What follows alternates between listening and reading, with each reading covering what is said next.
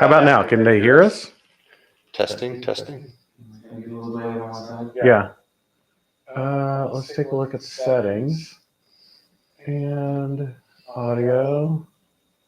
Oh, There you go. You got it. There we go. Whatever you did the first Whatever time. you did the first time, you got it. audio input. You got it. Audio output. It's working now. Okay. Yeah. Perfect. Perfect. Thank you, John Capone, and good to hear from you, buddy. Long time no see. Thank you. Well, I guess Austin, you can be on. You can be on questions. That's right. I got it. So actually, I'm gonna do this, and then hopefully that does everything. And so is the audio still coming through? Yep. Yeah. Oh, perfect. Little Listen to delayed, that. but I'll make sure. Okay. Very cool.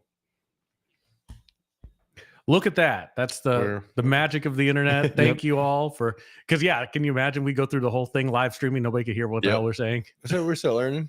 Yeah, exactly. We got our first one, cameras froze. Now we have had no audio. But now we got it all now ironed we're out. working. Yeah, We are absolutely. professionals. So back to Arkansas section. Fantastic. Great experience. I think, takeaway is we're going to do it again. Yeah. Right. I'm going to try to reserve it for next year. And like you said, there are two lodges, or there are multiple lodges. So, we can have our group. If there's another group, hopefully the Houston guys that we shot with, in Florida come also. Mhm. They could have their own lodge if they overflow with us. It'd be really something good. that like Arkansas section in their matchbook, they should like post it, like share it. Yeah. So where they have like a big group of people, they could all split it like we did. Yeah. Because shooters are always looking for that. Though I kind of think it should be kind of our little secret. Yeah. Like I also don't want anybody to like figure it out and then we can't ever get into it, Yeah, get a lodge. Yeah. So That's really cool. maybe we can talk to the Airbnb folks and get first refusal. Yeah. Every year. Yeah. So but yeah, so that was our lodging. That was our experience. We got there Thursday. Jay took care of all the food. Brisket, fajitas, ribeye steaks. It was great. Pulled pork, yeah. And he had all of the nacho cheese, all the everything. Literally everything you could think about. They had the kolaches in the morning, all of that stuff. So I'm gonna gush all year on that. So that was our experience staying lodging, digging into the match. And so another shout out to David, the match director, for putting up with us for almost a year, doing, reserving a squad for us and then moving shooters in and out as people dropped and people added and all of that stuff. I know it was a pain, but we really appreciate it. We had a good time at the match. I think it was really perfect from that perspective. Registration was super easy. Had nothing, no big problems. No, every year that we shot it, it's been the same thing. Kind of like that guy's always been very good at responding back to emails and getting whatever we need. Yeah. So, so now I guess digging into the match itself, I think the match is a fast match. Yeah. Right. It's a one-day match. Yeah. Was it 12 stages? 10 stages. 10 stages. Yeah. And usually 12 or under is not too bad to do in one day. I kind of got used to doing that with different people I shot with. They always like to shoot 1 days. So I do that, except for dragons. Like dragons, I will not do it in one day again. I did it once. Stages. Yeah, I did it one time and I was like, never again, because it's just 12 technical stages all day in the heat and it's very tiring. Yeah. But everything else, you can kind of do it in one day. For sure. Yeah, no. And I think, the stages were actually very, they were very achievable, especially if it was your first level 2, everybody could hit all the targets, right? There were some that you may probably had to slow down on and stuff like that. But for folks who are, more experienced, you could really get on the gas on a lot of those. Yeah. The farthest target is maybe like 25 yards or so. Yeah. Something like that. Like some open targets. Yeah. One partial at maybe like 20 yards. That one that they had like open partial. That was maybe at 20 yards, 18 yards or something. Yeah. They had a few swingers, but all the swingers were not like crazy. They didn't have like no shoots on the swingers. Right. They're all L-shaped swingers, so you can hit them like on the dwell, on the side dwell. Mm-hmm. None of them were super fast or anything like that. So yeah, it was a good match. Yeah, I think, you know, if I had feedback on the stages, I would actually like to see a little bit more hardcover. Yeah. You know, maybe just a little bit more. I loved the fact that almost every stage had a mover. Yeah, you know, I like that. Keep that up. Like, let's get movers on all the stages, I think, you know, just because that's indicative of, you know, level 3 and level 4, you know, matches and stuff like that.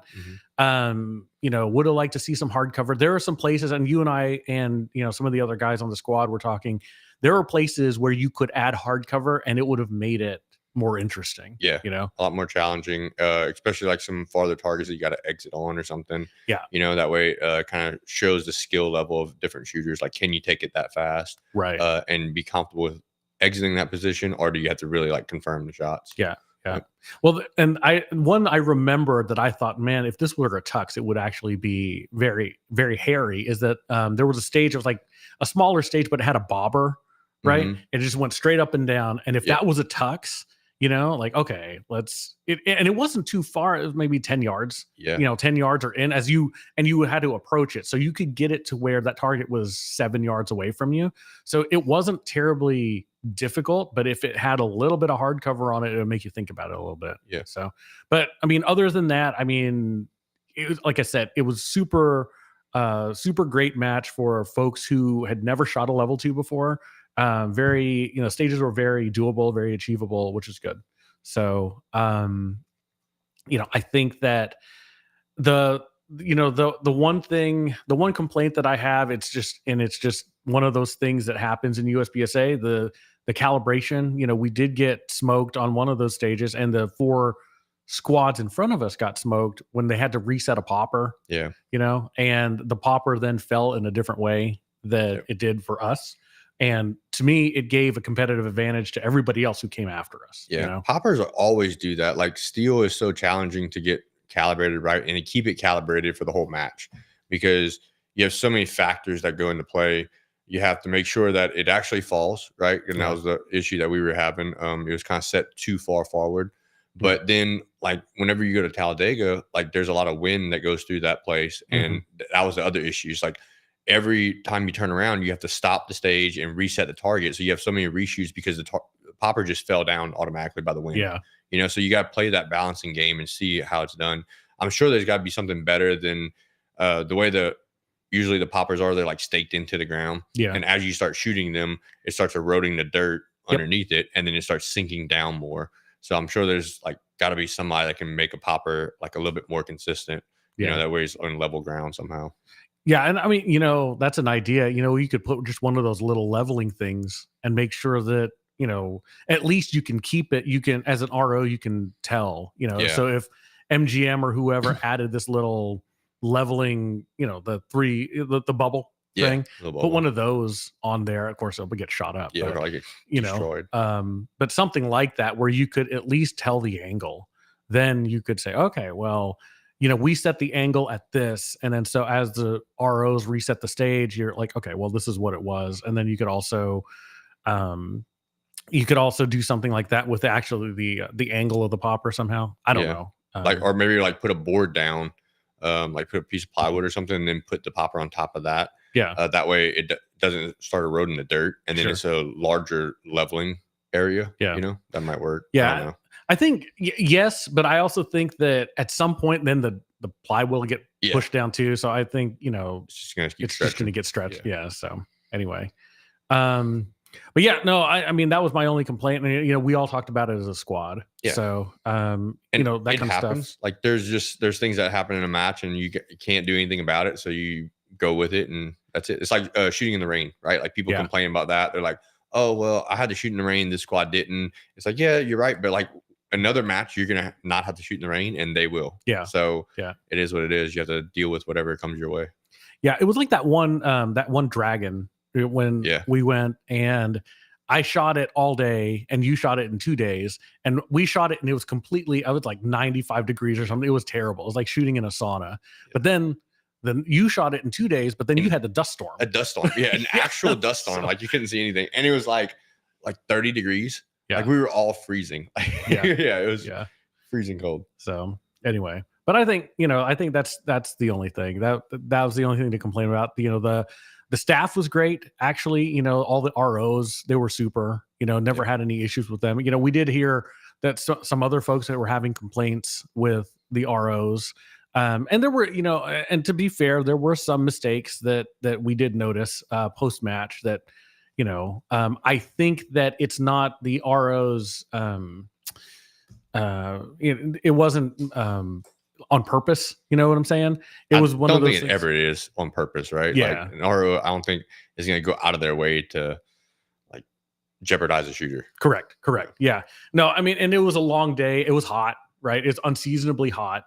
And, it's towards the end where the times on the timer versus what got on the pad weren't in sync. And so I think it can be fixed with equipment, right? So another suggestion, I mean, I don't know what their budget is, but like maybe next year you get the timers that actually sync with the pads. The Bluetooth ones. The Bluetooth ones, exactly. So that there's no question that, somebody fat fingered a number.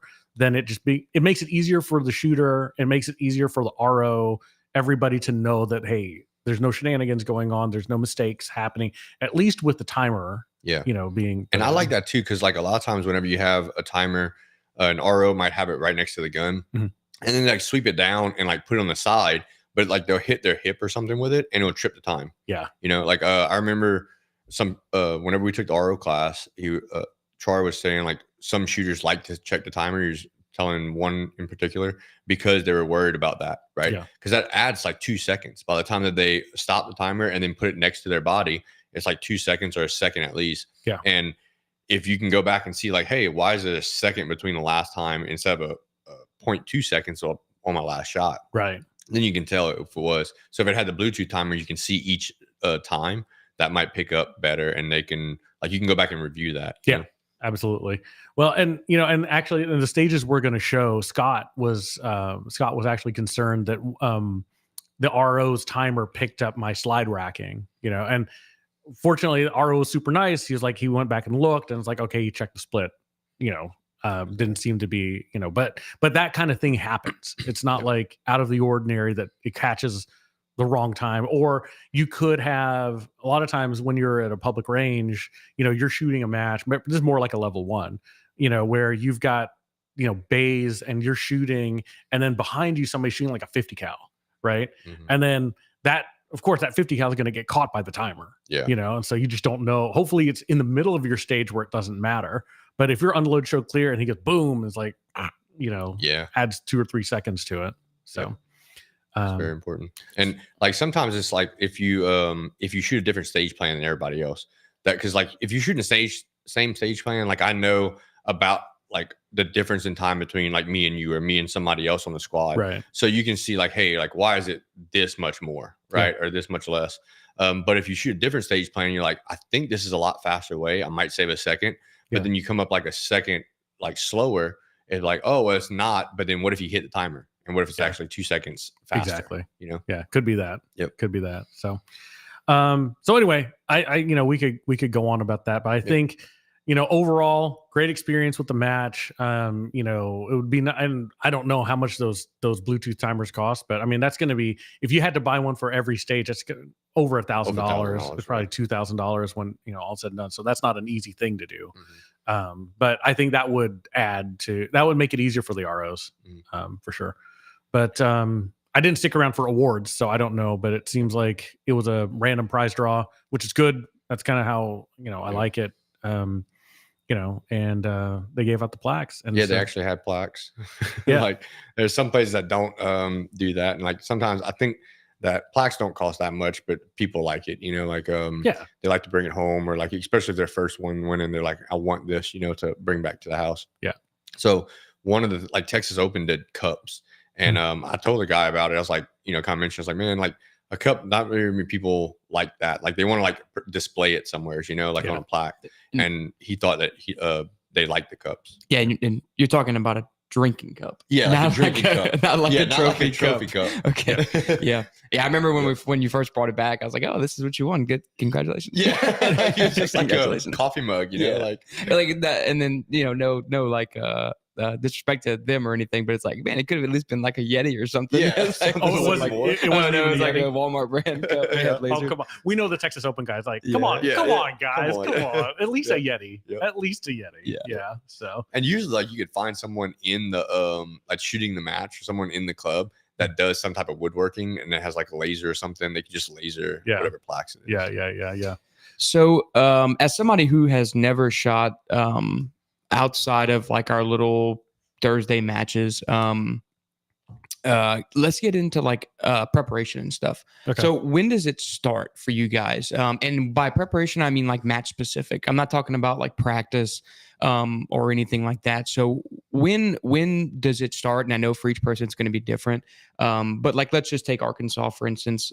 This is assuming this is like a middle ground important match to shooters of your quality. Is that fair to say? Yeah. So but when does preparation for something like this level 2 match start? So for like a match like this that happened on a Saturday, usually drive in the Friday, early Friday, and then get to the range that Friday and walk through stages. So there's 10 stages, and in USPSA they allow you to walk through the stages the day before. Yeah. So you can actually go and count the targets, look at round count, and have like a stage plan and see, hey, I'm gonna shoot this target from here and all that stuff, and go through that night. So usually it's a day of traveling, and you at least get there half a day left to walk through stages. Yeah. Once you go through walkthroughs and everything, you go back to the hotel, you can like clean your gun or go and do some dry fire, and then like go through some of the stages in your head.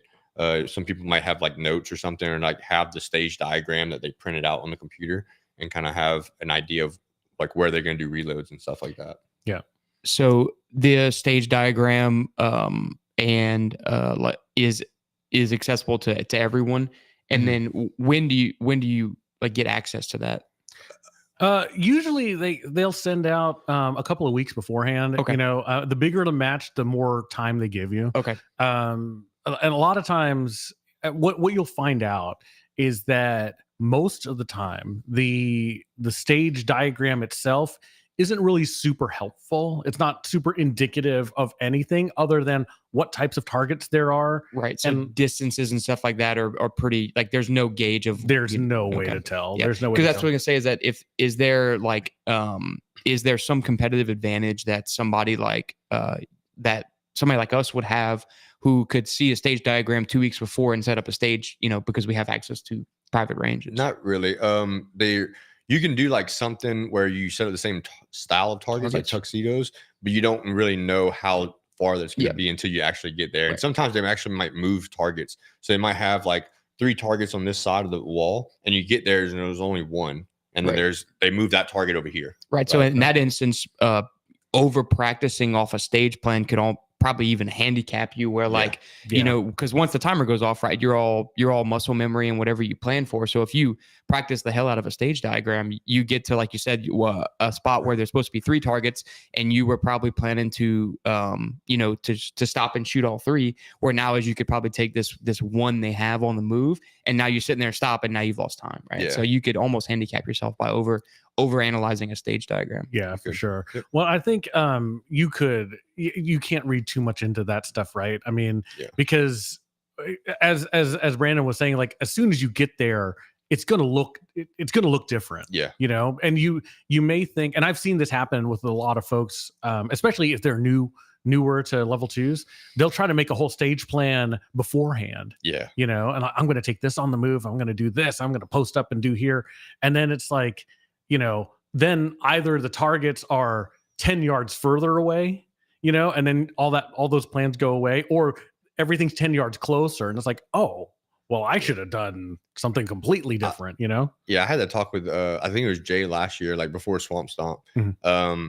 He was like, had all the stage diagrams and was like planning reloads and like where he would move to and stuff like that. I was like, don't do that right now. Because you're going to get there and there might change the start position, or you might say like, hey, I'm going to go left first instead of right. Like, I know in the stage diagram, it looks like you might go right, but you'd really want to go left, so it just depends on what it is. Well, and you have to think about it in the eyes too of like the match director. They get there, they have a plan in their head. It's kind of like what happens at Sentry. people who make the stages, they have a plan in their head, but until you get into the range, you're like, oh, that's not going to work at all. And then so they just have to change it. Sometimes they'll add no shoots, or they'll take them away, or they'll do something. I think the most important thing is just to notice the start positions, right? So okay, I've got to start facing uprange, gun unloaded. So then you can practice, okay, turn, draw, and load, or something like that, or it's on a table, or something like that, or it's like your gun is on one side, your mags are on the other side. So those are the things you can really kind of game and practice beforehand. And that was one thing that they did not have at this match. Like, they had no crazy starts. Yeah. Everything was either inside the shooting area or right outside the shooting area. Right. And gun loaded and holstered. Like, I don't like to have too many crazy starts. Like, on every stage, you have something different to do. But like, at least having like 3 out of the 10, like where it's one of them maybe like gun on table, or maybe like seated, gun holstered, or mags on belt, or starting up range, like something just a little bit different, maybe 2 out of the 10, or at the most 3 out of 10, Yep. Just to change it up. Yeah. So past that amount that you're talking about, like 3 out of 10, whatever, do you see that like you start to get away from like fundamental skills and start getting more towards like, I don't want to call it gimmicky, but like that's what I was gonna say. You're like just gimmicky. Trying to make it difficult for no reason, right? Like there's no fundamentals that this is based off of. Right. Yeah. It's like, and like the GMs of the world, like, you're good at every start position, right? Like, you have to keep practicing all the start positions. But I remember you told me that at the beginning, you're like, yeah, but all GMs are good at everything. Yeah. So I was yeah, you're right. But sometimes it's like too gimmicky stuff. Like starting on a barrel, or like, laying down this position. Like, what was the area match that was like had all the gimmicky stuff in it? Oh, that's Area 3. The old Area 3 used to be.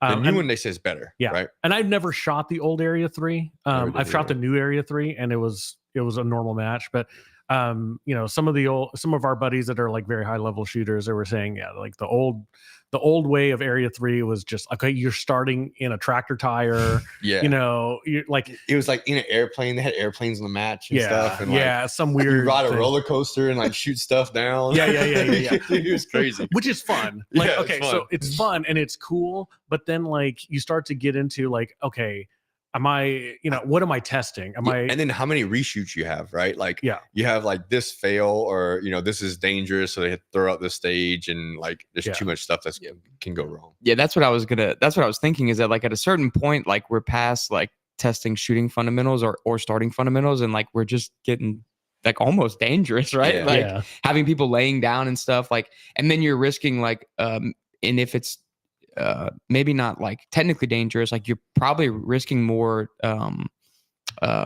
like injuries and stuff and disqualifications.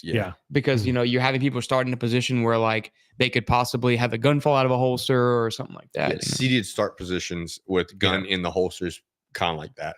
Because it's kind of RO specific, where whenever they stand up and go to draw really fast, like sometimes they'll get close to their leg, and the RO will call them for, sweeping their leg or something. So that kind of gets gimmicky. But the reason why I like some of them is because IPSC has a lot of that. Right? Like, IPSC has a lot of stuff where it's like gun unloaded on table, and you're over here. So you got to run to the gun and do that. So I think that having some of the section matches in USPSA, or the area matches and nationals usually has something that's different. But having some of those in even smaller matches like this can help us prepare better for IPSC as time goes on. Well, I think you need to, right? So if you start to think about what the start positions actually are, right? You could, you just talk about the draw, right? Okay, well, you can stand and draw, you can move to the right and draw, you can move to the left and draw, you can step back into a position and draw, you can step out of a position, you know what I mean? So like, okay, that's 6 stages already, right? Okay, now turn and draw. So facing uprange. So then you can do that. And then that's, whatever. And then, so you start to iterate over the different start positions that you could have, and then it's like, okay, start unloaded, and so you start to kind of just think about, okay, here are the real situations that you could have. And I think that if you have match director who does all gimmicks, then it's like, well, okay, well, your gun's over here in a box and the combination is 1, 2, 3, 4, 5. And, then your mags are over here and the combination is 7, 8, 9, 10 or whatever. And it's like, and another thing I rather them have like a dedicated start position, like X's on like toes on X's or something. You have to start there. Right. The stages that, and I know this might be upset some people, but like the ones that say you can start anywhere in the box, it gives them more chances to do something different. Like, so you can have a completely different stage plan than somebody else. And a lot of people like that in USPSA, right? They're like, well, I want to be able to like figure out a way to shoot it for me and have more freedom to shoot it. And yeah, it's kind of good for like seeing where the match is at, but it also doesn't test everybody equally. Yeah. Right. True. And so I like to have it, hey, you have to start here and everybody shoots it the same way. So that way everybody really sees like who's better at shooting. Right. Right. Because it is a shooting competition. It's not a figure out how to shoot the stage. Yeah. It's not a escape room. Exactly. Yeah. That's what it kind of turns into, is like who can figure out the best way to shoot this stage and save time. And it's like, that's part of the game, but like it shouldn't be a big amount of the game. But you're very small. But you should also be playing that in the game where you're all starting from the same position too. Yeah. So like there's no need for like you said, where it's like you can start anywhere. Like there's no need for that because the better shooters will find a better way to shoot it, even in the same start position. Yep. And the downside is like if someone figures it out later and then other people's already shot it and they're like, oh, well, this person saved 2 seconds. Now it's an unfair advantage to the whole field. Sure. Because everybody else is going to shoot it that way, but the first 2 squads didn't figure it out. Right. So now they're kind of stuck. You know, that's what I don't like about it. Yeah, sure. I think so. For me, I think it's still all about variety, right? Like I think if you have 2 or 3 stages in a big match that start anywhere, it's like, okay, that's fine, But if it's everything start anywhere, I'm with you. It's like it's almost kind of like a cop out, because a lot of times, even in those scenarios when it start anywhere, there's really only one start position. Right. There's only one place that makes sense to start there. And in that case, it's like, well, why waste your time, walking every single iteration of it to find out that like you spend an hour on a stage walking it the day before and figure out like, oh, everybody started there. Yeah. And I think it's like, it's more fair to like the newer shooter, right? Because like, if you have, especially like a national, like you have a super squad, like they're going to figure out how to do it, and however they is going to do it, that should be the right way, right? So and everybody's going to watch them like after they go and shoot it and see how they started, and even if it's the wrong way in shooting it, they're going to be like, oh well, super squad shot it this way, so I'm going to shoot it that way, right? And for the rest of the 3 days, people are going to shoot it that exact way. True. But for the newer shooters that are up and coming that might not have figured that out and shot it a different way and got a slower time because of it, it kind of handicaps them for doing it.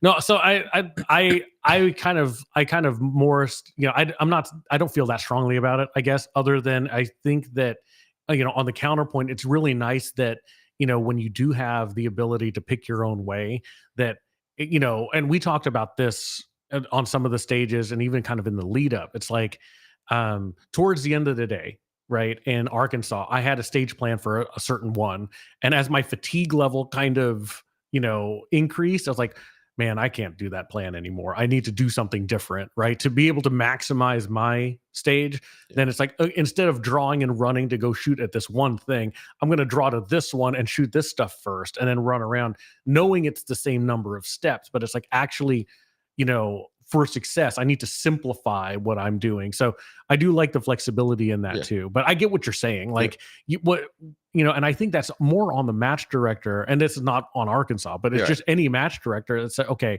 let's not make a stage where there is like it's the Legend of Zelda, and then you bomb one wall and then kaboom, it's like, oh, there's this magic way to do it. It's like, let's make stages where, each option, if you give options, it's equal. And there's no real advantage. And there's no significant advantage to shooting it one way or the other. Yeah, and that's what I like about IPSC, right? Like IPSC's very much like that. Like because everybody only has 4 minutes to walk the stage. Correct. You don't get to plan out anything. So you have like, you can't go the day before. Like you were asking us before.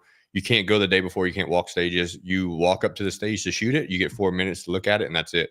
So a lot of their stages are very simple. It's like, hey, go to this position, shoot this target, go to this position, shoot that target. There's no gimmicky stuff. There's no like weird angles or like don't want to say weird angles because there's very positional work, right? But there's nothing like gimmicky in the stages, right? So yeah, so you can go walk the stages in a sense, but you have to stay back. Yeah, like you can't go on the stage. You can't touch the stage. You can just see them from afar. Yeah, so you can at least get a judge of distance, but there's no super like you could do that the day of. There's no advantage. See angles and stuff like that. Yeah. So and IPSC is much more like it tests your on-demand performance. Exactly. You know, so and I like that because it's a shooting ability. Yeah, right? for sure. Pure shooting ability. And it's harder. A lot of times the stages are harder.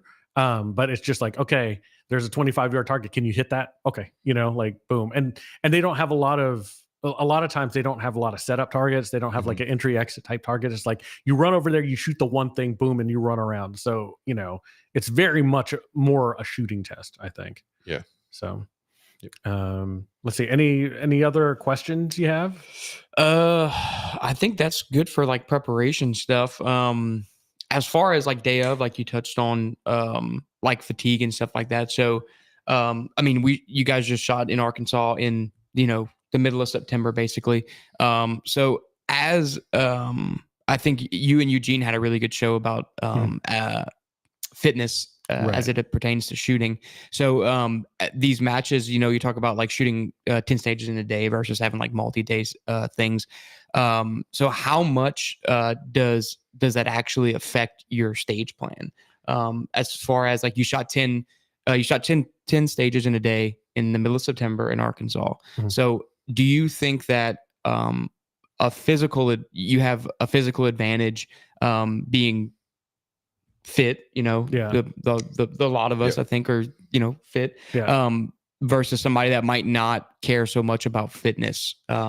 Do you think that there is an advantage there? Yeah. I think the advantage comes in where you have endurance to make it through the match and you don't feel like terrible at the end. You know what I mean? So, you know, because in Arkansas, it was 90s plus, you know, and that you're just in the sun, you know, and you're getting really kind of beat up by the sun, you know, being physically fit, and it just kind of gives you a little bit more in the gas tank to be able to make it through the day and think clearly, right? Because we had some guys on the squad who were just really, you know, they were just having trouble towards the end of the day, you know, and it's fine. That's normal. I mean, we were in the 90s forever, you know. But as far as running around the stages, I mean, I think a general fitness level is okay. I think it is more important as you get older, right? Because the one thing I can tell you, like from my standpoint, and you know, from the guys, you know, 40 and above, it's, you know, stretching becomes a thing, right? For sure. You know, you need to stretch. You need to make sure that you don't do anything, because you're going to push hard during the stage, which is 15 seconds or so. But you know, in that time, you're not thinking, oh, I didn't stretch out my calves or whatever. You'll get to the unload and show clear, and then you're like, oh my gosh, what did I do? You know, a lot of that kind of stuff happens. So I think from at least, you know, my age upward, having more general physical fitness will help you not have those injuries. Sure. You know? Yep. So, and I think like, I think physical fitness is a big part of it, at the top levels for sure. Like, you say, shooting is a lot like golf, and it's kind of very similar, right? Like, anybody can play golf and anybody can go shooting matches, right? Like, you can be at whatever age, at whatever weight you want to be at, and you can go and have fun. But like at the top level, everybody's working out. Sure. Like, it's not just, hey, I'm going to go to the range and shoot. Like, you also have physical fitness where everybody's going to lift weights or doing cardio or doing something to stay in shape in order to make it through the day and to have peak performance at every stage, right? Like, you might be able to do it in the first or second, but then as you start getting tired, if your shooting ability goes down, then that's not good, right? Like, you want to stay physically fit to do it. Sure. I think the hardest part is like taping. Like, because like you having the gun on you all day, so like you have all that weight on your hips, and then you're like walking down to go tape, come back, you reset targets and stuff like that, and that's like a lot of I see people like go down over the day because of that, like because they're getting up and down, like sitting and going back. And every person they're going walk 20 yards and then walk back to go tape a target, right? 100%. So I think that's the hardest part about the shooting thing. Yeah. And I think, I mean, if you think about the amount of energy you spend as a percentage, right? I'd say 95% of your energy or more is spent resetting the stage. Yeah. Or I'd say like 90, because if you have 10 people in your squad, you only shoot one time. That's right. True. Like, but you're going to reset the stage every time. Right. Like that's, 90% of it. At least 90. Go to that. Yeah. So, John in chat wanted to agree with you that says that 100% stretching is great when you get old. So he wanted to agree with you there. But there's a point too, like you talk about, like you guys, you're in Arkansas in the middle of September. So like it seems like a moot point, but the Air Force recently did like a really cool study on how hydration affects mental aptitude. So like shooting a match in the middle of 95 something all day, like believe it or not, like hydration has a huge effect on your mental aptitude. Because what the Air Force found is like their thing had to do with the fact that they actually don't have a good way for fighter pilots to like go to the bathroom on like long extended missions. So what they'll do is they dehydrate themselves, so they don't have to use the bathroom during these like long extended trips. But they see mental aptitude and decision making going on a downhill. And it's different with fighter pilots because they actually have people that are like falling out and blacking out during like high G performances because of lack of hydration. But just mental aptitude and decision making, they see like an exponential decrease with an effect as it goes to hydration. So like something that like you guys probably pay attention to is like hydration, but somebody that like would stay up the night before like drinking or something and then go try to shoot one of these matches, like you're not gonna make it. No. My Houston buddies. Yeah, you're not gonna make it. And like you said, you compare us to golf, like we see like the same thing. Like there's maybe not as much like physical walking around and stuff, but like if you have like a summer tournament or something that's like 2 days, and then like there's some of these guys that like go out there and like drink all day during these tournaments, and I'm talking like real like legit like tournaments like for money, not like little fun scrambles. And like dude, there's guys that fall out. Like we had we in August we had our member tournament or the club championship, and we had like 4 guys that went to the hospital like in a golf tournament on a 3-day tournament. And it's like because they were drinking all day, and one of them was like 23. Like, they fell out, and so it's like you gotta take care of your body, man. Like this, it can kill you. And just from that aspect, but I mean more along the decision making side, like you don't see it, but your decision making does decline when you start to get dehydrated. And even like sugars and stuff like that, because like you gotta eat throughout the day. Glucose levels, glucose all levels goes into hydration. So it's you have to. It's not just water. Like you have to drink Gatorades or liquid IVs or BioLights or something like that, some type of sodium, and then eating also to make sure that you don't start feeling tired. And eating right. Eating right. Like whether it be fruits, whether it be like little granola bars or something like that. Not like a big heavy meal for lunch, but like keep grazing throughout the whole entire day. And you same thing. Like you don't want to go out and like eat like a double cheeseburger and then try to come shoot this match. Like one, you're like extremely full, and then you've eaten like this big greasy meal. Like same thing, like your mindset when you get there is gonna be like, dude, I just want to get out of here. You're not gonna perform at 100%. So that's interesting. It's really Once again, Houston buddies eating. Houston buddies, Oh, I'm also guilty. Just they putting would that out there. like have a whole pig, like the whole pig on rotisserie at the match. Like it's like a big thing. A cow. They're gonna shoot the cow before. That's right. John said that you guys need cart girls at matches. Problem solved. We definitely need some cart girls. That'd be great. No, I think the main thing from hydration is that for anybody who's never shot a level 2 and you're going to shoot anywhere that's not way up north, even if so, you need to be. And this came from Matt Hopkins. He gave me this tip. Get your hydration in line the day before. Always. Like you want to get completely saturated with your body. Like, you're peeing way too much. And then the day of the match, you're drinking a bottle of water almost every stage. And you want to be just like, you want to be in this mode where it's like, you shoot the stage, you go to the bathroom, you shoot the stage, go to the so you're in front of it. Yep. Yeah. The big thing, like the NFL coaches will talk about that. Like if game day comes and like at any point you're thirsty, it's too late. Yeah. Like the day before is when you do it, because you saturate your body with sodium and with water. Because I don't know if it was you and I that were talking about this, that like people think that like water solves the problem, and it's like no, like your body will reject us at a certain point because it can't absorb that amount of water. Like it needs electrolytes. It has to have electrolytes to be able to absorb the water. You told me that whenever I was going to donate blood. Yeah. Because I was like, man, I drank like 10 bottles of water, and it was like, that doesn't do anything. Like, you have to drink electrolytes. Yeah. You need glucose. Your body needs electrolytes in order to absorb the water into your system. Yeah. So yeah, it's very important. That's interesting how and it's little things like that like you guys are professionals at what you do, and it's little things like that people don't realize how important it is, Yeah. You're right. You can never catch up. Yeah. That's a thing. And then, the eating is a weird thing. It's like everybody has their own, right? Like the thing about eating during a match is you've got to figure out what works for you. Cause there are some dudes, we joke on my Houston buddies, but dude, they can go out and party. Yeah. They can go do the whole thing. They eat all night. They eat all day. They eat the match food, and they're still performing at a high level. Yep. And others like me, I can't do that anymore. I think it's like it's the same thing with dieting, right? Like some people can lose weight like instantly. Mm-hmm. Some people like really have to diet a different way, right. Or like whether it be fasting, whether it be eating no carbs, whether it be eating a balanced diet of carbs. Like everybody's body type's a little bit different, I think. Yeah. So cool. What else you got?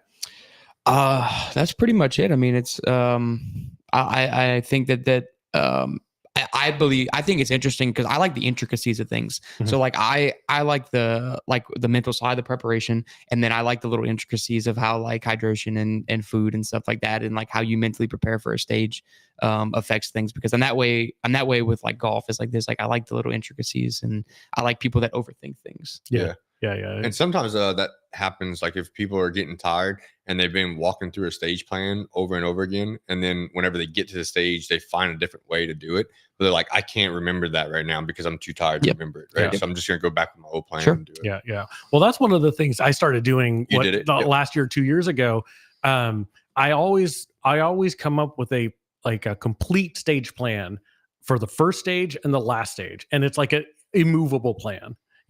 Because I know in the very beginning of the day, I'm going to feel like super hype, and like I see a bunch of people doing a bunch of things. Oh, I want to do that. Oh, I want to do that. But then when it comes down to it, it's like, no, you are doing one thing, because that is, that'll keep my mind calm. Right. Mm-hmm. And then at the end of the day, I mean, it's more self-explanatory. It's like, dude, when it's, when you've been in 95 degrees and humidity all day and you get to the very last one, you're like, okay, I'm just going to do it. I don't know if it's efficient. I don't know if it's not efficient. And, but this is what it is. And I can execute it, and I don't have to think. You can hit play and just do it, And there's a stage like that, the L-shaped stage. Remember that? Like we had different stage plans, and the day before, the person that rode with me asked about the way that you did it. And I was like, no, because like you'd have to go diagonal. And I think it's more steps that way. And like we measured it out, but it's like you had already had that stage plan. And you're like, no, I'm not changing it now, because like it was our second to last stage of the day. Right. Like you're like, no way. no. It was done. It was done. And I'm definitely not like, I get that way sometimes too. Sometimes there's stages where I've pre-programmed that, and I'm like, I'm not changing it because I can remember this. Like sequencing stages or memory stages where I can't forget how to do it. Correct. I just do it that way, even if it's slower. Yeah. Actually, we can show. You want to see those? Yeah. Let's. Let me see if I know how to do this. So that was stage 8. So I'll show you. Stand by. I went left first, shot those, and my idea was like staying in the box because I can still shoot in the box. And it came straight up. Did you reload? Yeah. Did we need to? It was like 20. I think it was like 28 rounds right at it. I'll hold 29 plus 1. I could squeeze it, but I remember one year at nationals, I got caught by doing that, and I was so worried about making a makeup shot that I completely skipped the target. Oh, geez. Because like all was in my head was like, do not have any makeups, do not have any makeups. Right. So now, like if I get to a stage that's 28 rounds, I'm just like, I'm gonna reload somewhere, right? Like I'm not chancing it. Can we pause on the reload too? Oh. And see, I had one makeup right here. So this is also like dead time too, correct? Right. Like you had dead times. Okay, so so there was from the corner of that L to there was really nothing in your stage plan that you were going to shoot any of these targets. No. Okay, so no. Yeah, so you had dead time anyway. So and the way I did it. So here's mine. So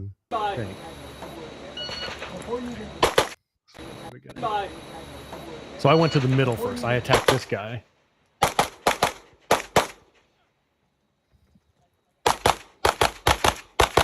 And that's where I did my reload in that dead time. So, and for me, I remember the difference was I thought that running across here that I could get up on target faster to attack that back target. And I thought that, I could start shooting quicker if I shot that up and down no shoot here. Yeah. So because each of us had to cross this L. Yeah, twice. Both ways. Yeah, both ways. Yeah, I shot the no shoot that was like right behind that barrel. On the way. On the move. Yeah. And I remember telling myself, like, I am not stopping for that target. Like I got to keep my feet moving the whole time because it was very close. So which target is there a target that we can't see? There's a target behind you. That's what you took first. Yeah, watch, because I'll kind of draw. That's what I was trying to figure out, if like you took a target that was downrange, because this was 2 quick shots. I was like, man, if you took a target that was downrange in the middle there. It was maybe like 3 yards away. Yeah, got it, Roger. So there's that one. But I think the first stage of the day, you and I shot the same way, right? I think so. Yeah. So this is, I think this is you. It was a double swinger stage. Yeah.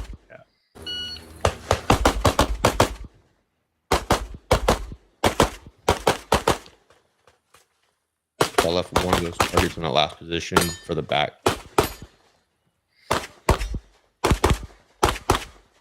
And we both had to track that last swinger. Yeah. So the swingers came out like they wasn't consistent.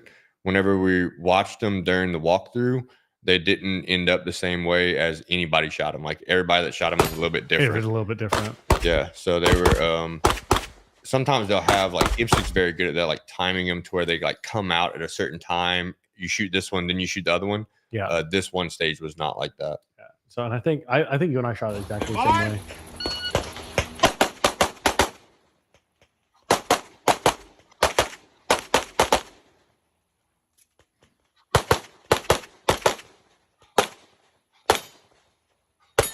Everybody was struggling on those. Yeah, I didn't go deep enough. I needed to go a step more to get a little bit more presentation on that.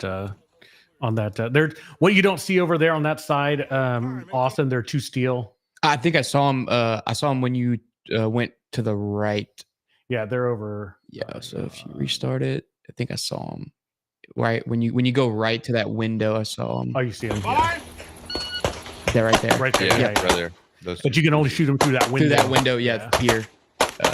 Over to your right.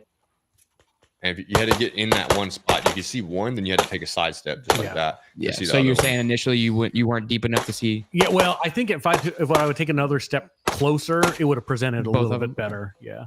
So. I did the same thing. I hit the first one and then took a side step, and I had to make up the second shot. It was fast enough, but like I tried to take it on the step. Yeah. And it the dot bounced and didn't get on there right. So there you go. That's the Arkansas match, man. Arkansas I think match, it was fun. It was fun. Yeah, I had a good time. Yep. So Austin, I'm pointing to you now. You need to shoot a match. I know. Outdoor. Yeah. I know. I was there was one of them that's coming up that I was like, man, like 3 months ago, I was like, man, we're definitely gonna do it. But no, definitely as soon as we get everything settled in with manufacturing, we're definitely gonna start doing them. Because I just enjoy the experience. And like I said, I love like stuff like that, like the little nuances of like especially just watching people work, right? Like I could care less like how I shoot. Like it's just like golf. Like if I get paired with like a guy that's like way better than me, like I just enjoy, like I can learn from watching somebody. So I do like watching like professionals work, So definitely is on the game plan and need to start shooting again. Yep. We'll do that like another section match. That's either in Mississippi or Louisiana or Texas, like something close by, and it'll be fun. And we have our whole squad get together. Well, I mean, being serious, that Mississippi match in December may be the one. Yeah.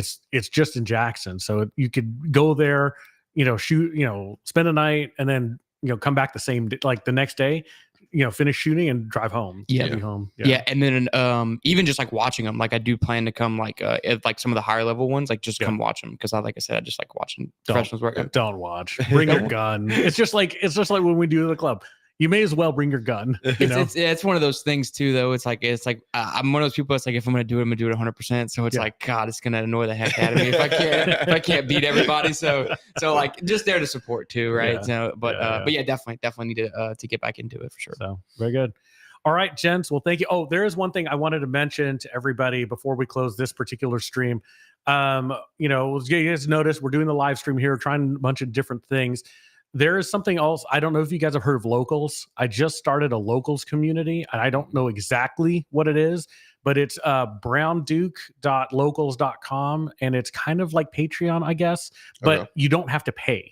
Okay. Right. So guys and girls, if you're listening, jump on that Locals, because what we're trying to do is we're trying to make sure that we broadcast the shows and all of this stuff in a way that you'll always get it, and we won't get censored by certain entities, right? As you guys all know, we've been having issues with being censored on various social media platforms. We are fortunate that Twitter and Rumble are really good about not censoring. And so we're just trying to find other platforms that'll do that too. So take a look at Locals. I just started it. I don't know anything about it. It will give you a option to donate. Do not donate. I do not have my bank account hooked to that thing. It's whatever you can do that's free, that's what you should do. Right. So, and we'll figure it out and try to, try to interact with everybody that way. So, but I think that's it. Anything else, guys, before we close this one down? No, we'll be. I think we'll be right back with another one, right? Yeah, we'll be right back in 10 minutes or so, and we will talk to you guys soon. Thank you.